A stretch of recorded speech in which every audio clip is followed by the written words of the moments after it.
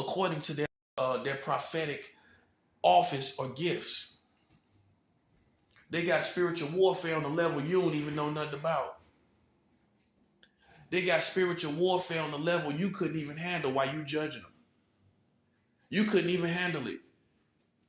You couldn't even stand in their shoes. Talking about false prophet. You couldn't even stand in their shoes, boy. Talking about false prophet. And when they go through what they go through, it may not look good.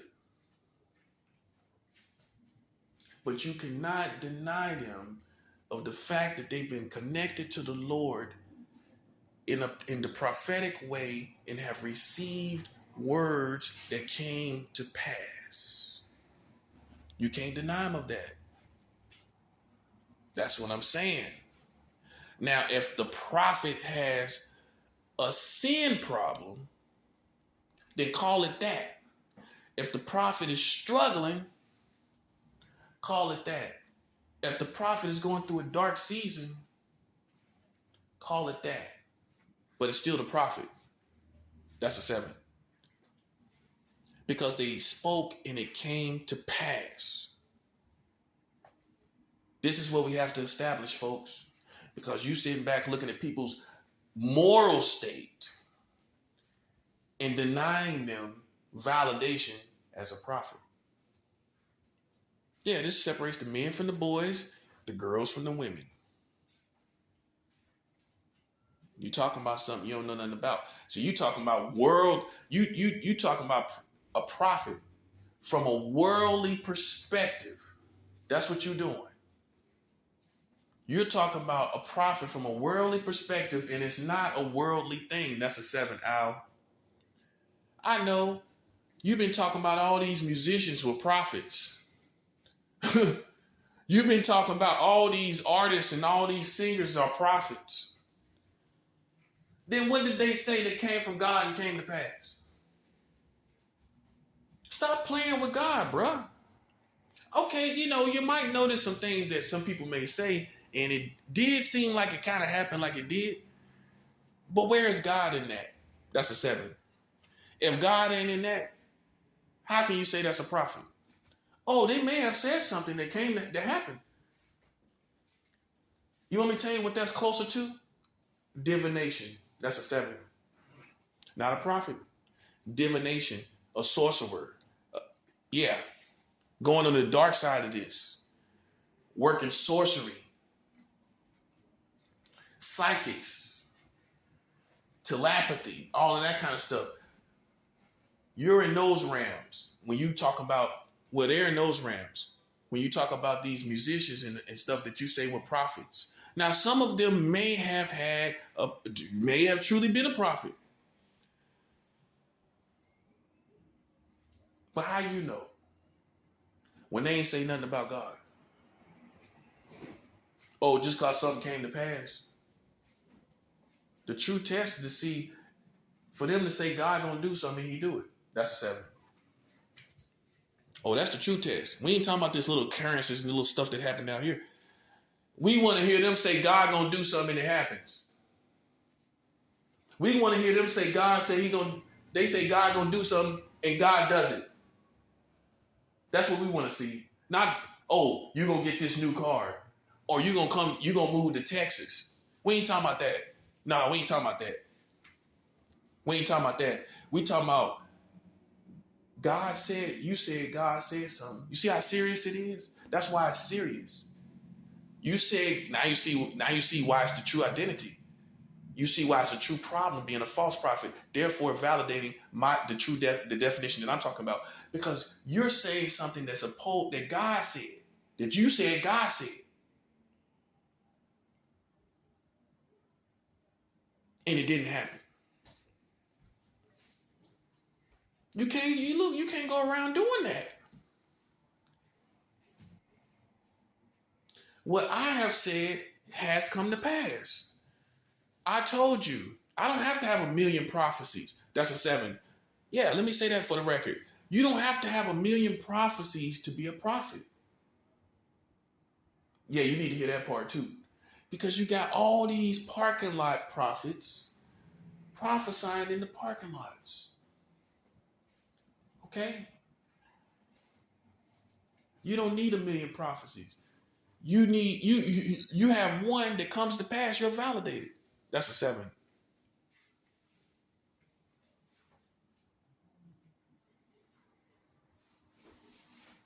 This is what needs to be said. Because I'm not trying to be one. I promise you that. Even if you look at my videos, I don't even use the word prophet for me. Even if you look at the label I put on myself, what I call myself at the beginning of my videos, disciple Marcello Currents. That's what I call myself. I'm a disciple, right? I'm a disciple. I could say prophet because I have said something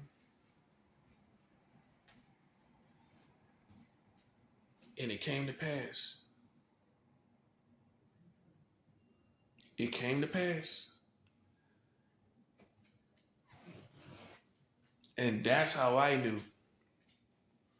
You know, when I started realizing I was a prophet, when stuff started happening,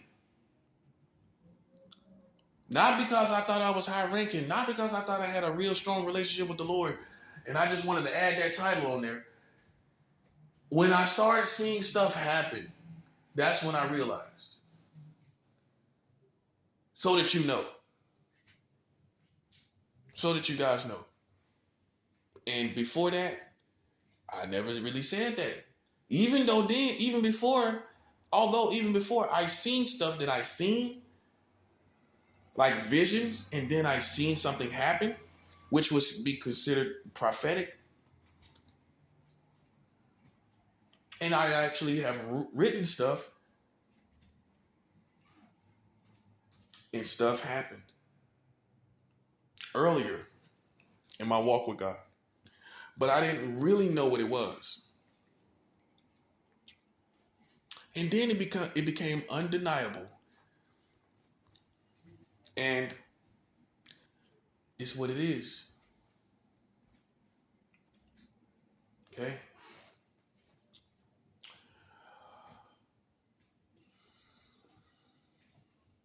Okay? So don't worry about who I am. You know what you need to do? Stop trying to make a soap opera out of my life before you get killed. That's all I'm trying to tell you. And that's real.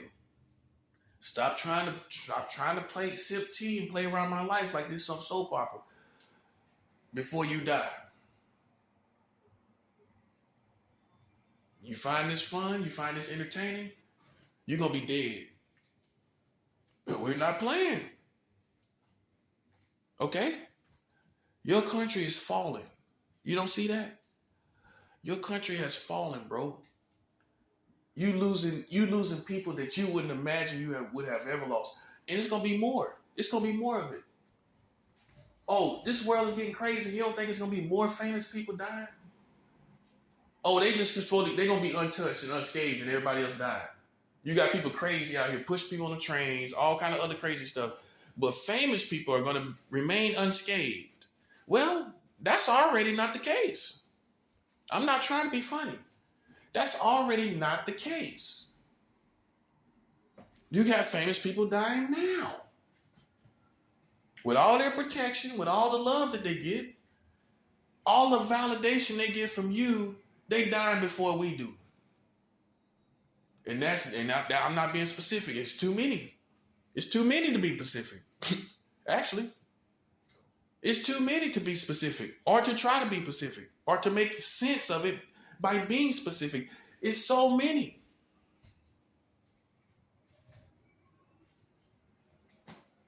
And that's where you have no hope. You know why? Because these are people that you love and you esteem highly, and they still die in the hands of your community. And what we supposed to do? Charge that to the game?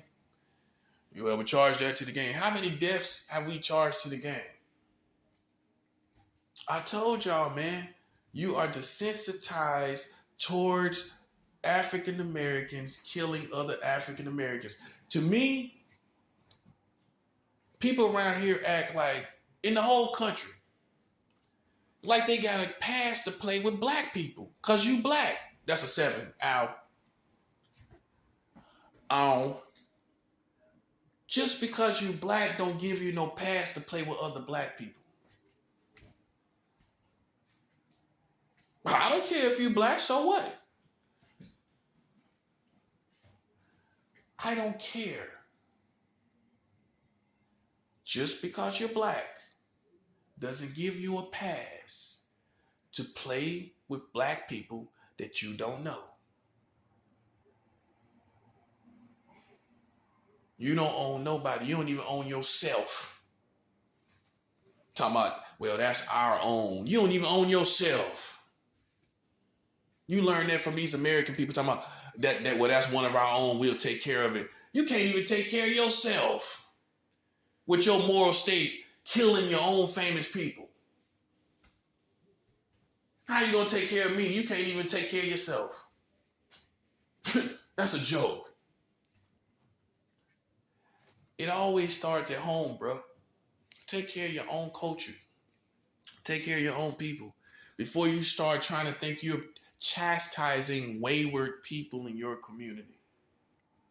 Yeah, you think you're chastising wayward people, rogue people, right? But the problem with that is you got too much hypocrisy. Everybody's telling you this. The best of them is telling you the same thing. I ain't telling you nothing differently. They telling you the same thing. It's basically hypocrisy. You can't cry about the police shooting people, but you don't say nothing about these killings that's happening at the hands of other black people.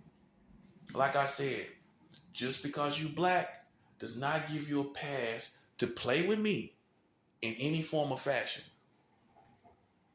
I don't care. Look, you look at me like I'm your literal brother. I'm not trying to be funny. Okay? But let's keep it 100. You don't know me, do you? Let's just keep it 100. These days, we don't have that camaraderie like we used to have in the 60s and 70s. Let's keep it 100 about that. By the time the 80s came around and crack cocaine hit the scene, camaraderie among black people went down the drain. Camaraderie, true soul camaraderie among black people has not been the same since the 80s. Since crack cocaine came on the scene. See, you don't even know the real timeline. You need to take time gathering all the history so that you can have in your brain the timeline of how everything happened. That's a 7. Because you act like you walk around here like you ain't got the timeline of how everything happened. Since the 80s, some would say since the 70s, when heroin came and freebasing started, there has not been true camaraderie among the African American community. And you sitting up here worried about wayward people and rogue people in the community that's out to get you. You sure you ain't paranoid? Hey, you sure you ain't paranoid, bro? Because when I look at it, you're already killing each other, bro. To the point now you done killed one of the greatest rap stars in your present day time. That group is probably, as far as the kids. I ain't talking about you old rap heads. I'm talking about as far as the youth. The youth rules. As far as the youth goes, not you. That group is in the top 5 of the greatest groups right now, the most appealing groups right now. And they lost one of their members. You see that? And it's not going to be the same. It's never going to be the same, especially for them. That's family. I didn't even know that. I didn't even know they were family. I just found that out. I had no idea.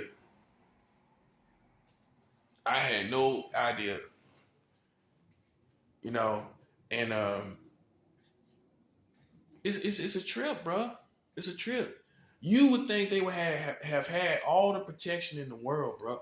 You would think they would have gotten all the love. And then when he died, now everybody would go look up the music and everything. You know what I'm saying? That's the same thing they did with Pac. They did that with Tupac. Pac died. Everybody getting Tupac tattoos and, girls riding, walking around, smoking weed, listening to Tupac. But let's keep it 100. Everybody didn't like Tupac when he was alive. Obviously not. You wasn't showing him the same love. Then what he was talking about why was he going crazy in his songs all the time? Like almost literally talking about all the stuff the community is doing to him. And you know who he was talking about? Take a wild guess. Take a wild hot guess. He was talking about black people. He wasn't talking about white people hardly. You know what Tupac said? And they say it's the white man I should fear, but it's my own kind doing all the killing here. Huh? They say it's the white man I should fear, but it's my own kind doing all the killing here. Oh, you overlooked that part. You worried about, you talking about, you listen to everything else but that. They say it's the white man I should fear, right? I should be scared of the white man. However, it's my own kind doing all the killing. I respect that. He kept it 100. Now, now whether he was a gangster or not and all of that, I really personally don't care. I think he kept it more 100 than a lot of gangsters. That's why everybody still love him, because he kept it 100. Hey, that's 100. That don't sell records. To tell people, they say it's the white man I should fear, but it's my own kind doing all the killing here. That don't sell no records. That's 100. That's keeping it 100. How many rappers say something like that? Instead of saying it's the white man, he said it's you. That's a 7. Basically. See, and see, you ain't have all that love for him that you got now. Then when he died, all of a sudden everybody loved him. That's what I'm saying. The truth of the matter is, man, you think you got a pass to play with me and I don't even know you. And you so close to death, you don't even know it. Oh, you thought it was me, it's you. It's you. I ain't close to death at all. I am not close to death at all. In fact, I will be here when you leave. I know you didn't think that was part of the plan. You didn't think that was going to happen like that. But it is happening like that. When your community, the ones out there eavesdropping, the ones out there listening, thinking you got some kind of rank over me when you ain't nothing. You a nobody to me. You're going to be the main ones, leave, and I'll still be here. I'll still be here. When you get done doing all the talking and all the yapping like ignorant people do, I'll still be right here, so to speak. I may not be in this neighborhood. I might not be in this city, but I'll be right here. You ain't listen. Unlike the rest of the people that you've been guilty of killing, I'm talking about black folks, because you act like the white man been killing everybody. You got blood on your hands. You know how many black people you done killed? As a community, you know how many black people you've killed? See, but unlike them, you don't have no kind of power over me. Yeah, you can come on out. Because I know you're hiding. I know you're throwing rocks and hiding your hand. But guess what? Unlike the rest of them, you don't play with a prophet of God, buddy. You don't play with a prophet of God. We waiting for you to jump so we can get this started, bruh. Go ahead, in this country. That's how I see it. If you think I'm quaking in my boots, you think I got any fear, you have been deceived. Look how I talk. I ain't holding back on nothing. And I'm supposed to be scared of you. I done rose up so high in rank, bro. Listen, I'm above the street stuff that you worship. You worship that street stuff. I done elevated above that. And you don't want to accept it. That's why you keep trying to pull me back down like ignorant people do. You keep trying to pull me back down into something that you haven't elevated past. You think I owe that respect. Let me tell you something. For all you black people, I don't owe you nothing. Guess what? Your community violated me. You owe me a bag. I know you don't want to hear that, do you? Black people and white people owe me a bag here. Well, you're wrong and I'm right. You're wrong and I'm right. And you don't owe me a bag. Oh, you giving me an apology. Oh, you giving me a job like I'm Pookie. Like I'm Pookie and you Nino Brown. You giving me a job.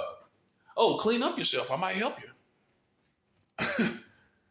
Don't flatter yourself. I don't want to be a part of your community. I am independent of the black community, the white community, all communities of America. I'm not independent of Africans. I'm independent of communities here in America. That's a 7. Because you don't think I know the difference between Africans and Africans here in America. You're just one group of people. Don't listen, man. I know. You thought you was everything, and you're not. You're just one country and one people.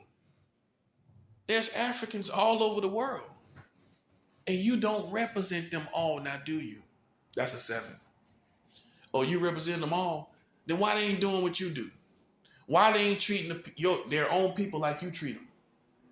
Yeah, you act like you got a pass to play with me. You don't have a pass to play with me just because you black. I don't care if you black. So what? You don't have a pass. You don't take away my blackness. You don't own my blackness. You can listen. You don't validate my blackness. God validates who I am.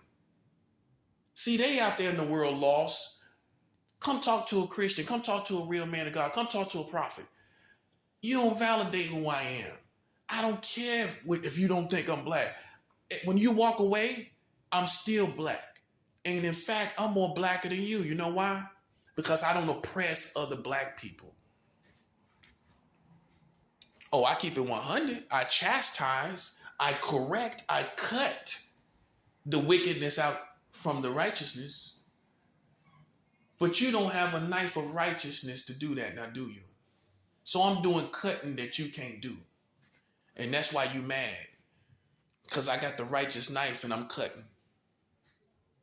Yeah. And through God's mercy, through his mercy, he has allowed me to cut. Through his mercy, through his favor, his blessing and grace, he's allowed me to use this knife. You can't do this. That's why you looking at me like, what you doing? I know what I'm doing. I'm a prophet of God and you not. Yeah, I know it's real, ain't it? Yeah, you didn't know this. You didn't see this, did you? Like I told you, the reason why you didn't see it in your community is because no one elevated spiritually strong enough to come to this level. Oh, I know. It's just as crazy as how 44 states has child marriage and no one elevated to know about it. That's a 7. Well, that's a perfect example. No one elevated to find this information out. Let's put it like this.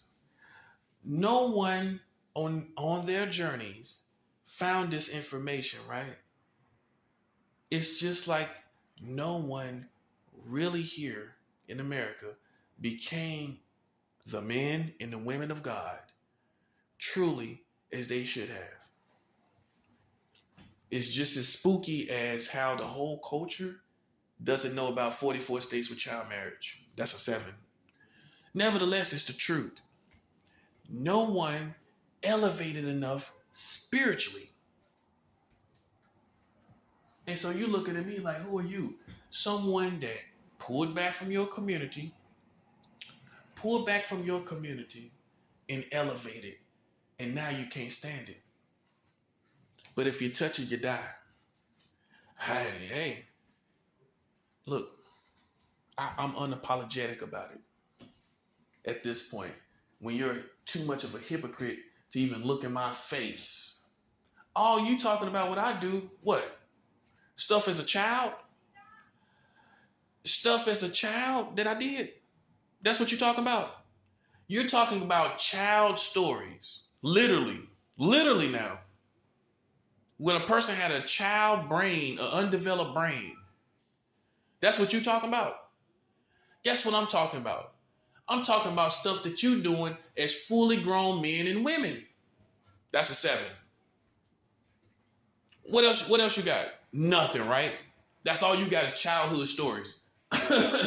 You a cornball. I got you with 44 states with child marriage. You just passed the last child marriage law 3 years ago. Your community is killing each other. You can't talk about racism. What else? And you got these little dumb little women out here that don't know they good as dead is just as the men are. You can't play with no prophet. I don't care if you're a woman. I don't care. Like LL Cool J said, I don't give a damn boo.